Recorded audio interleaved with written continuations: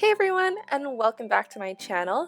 In today's video, I'm going to be recreating one of my very first manis that I did way back in 2013, which is this rainbow spun sugar design.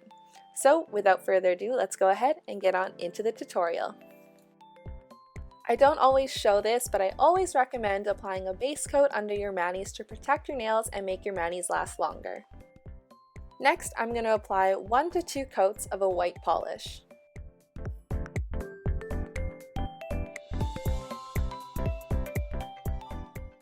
Next, I'm going to apply a matte top coat, and this is going to help the colors pop out even more.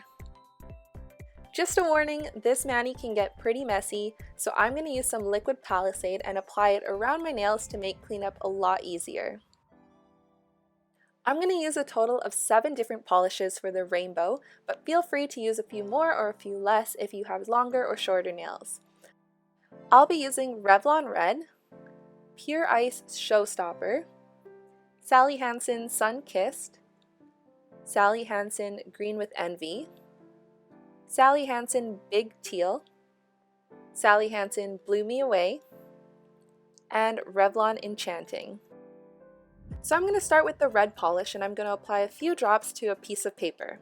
We want this polish to thicken up a little bit just so that we can create a string and drape it over our nail. So I'm going to use a toothpick, swirl it around in the polish, and pull away from the paper to see how tacky the polish is. As you can see, it's not really holding its shape and it's kind of going right back into that puddle of polish. That means it's not quite thick enough yet, so I'm going to wait a little bit longer. So I waited a little bit longer and I'm back, and as you can see, the polish is just thick enough to create some very thin lines, but not all the lines are making it all the way across my nail. So I'm going to swirl my toothpick a little bit more to try and thicken it up a little bit, and keep trying until I get those nice solid lines across my nail.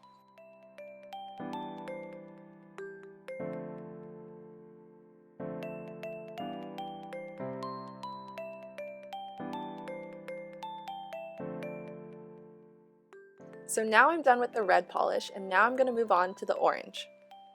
Because the polish does take a little bit of time to thicken up, I'm going to go ahead and get started on the yellow and let that thicken up while I'm working on the orange, just to save a little bit of time. Fast forward until my orange polish has started to thicken up. I'm going to swirl my toothpick in the orange polish and try and drape it over the nail just as I did with the red polish. Now with the toothpick, I'm also going to be touching the sides of my nail, and this is to anchor those strings of polish. If I don't do this, the strings are just going to lift off when I go the opposite way.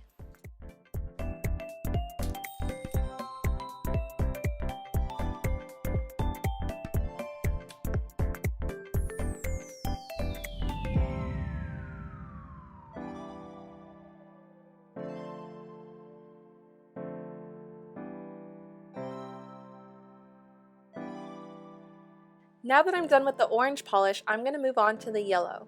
In the meantime, I'm going to place a few drops of the green polish onto the paper to let that thicken up while I work on the yellow. So now that I let the yellow sit out for a little bit, it's the perfect consistency. It's creating nice, consistent, even lines across the nail, and it's not too gloopy, and it's also not stopping right in the middle of the nail.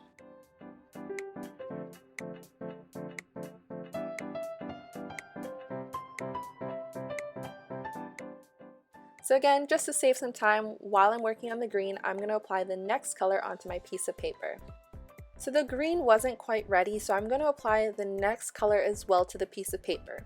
You don't want to apply all the colors at once because they'll thicken up around the same time, and the latter color might get too gloopy by the time you get to it. So now that the green polish is ready, I'm going to do the exact same thing and pull the strings across my nail, and I'm going to anchor the strings every time I switch directions.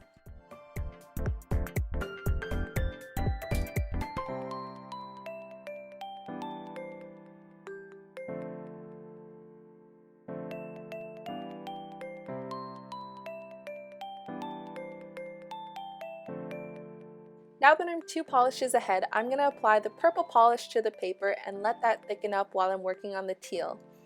If your polishes are brand new, you might want to work a few polishes ahead so that they have enough time to thicken up, but if they're already on the thicker side, you might not have to work ahead at all.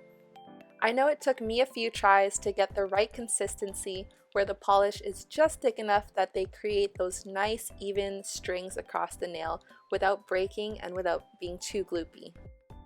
When I first tried this design in 2013, I definitely waited way too long for the polish to thicken up, and it just ended up being like globs of nail polish rather than these nice strings. Anyways, back to the tutorial. I'm on my final color, which is purple. And like I said earlier, you can always adjust the number of colors you use based on how long or short your nails are. So now that I'm done that, I'm going to take a toothpick and try to separate the strings on my nails from the anchor point on my skin. This is an important step because when I go to remove the liquid Palisade, I don't want the strings to lift up with it.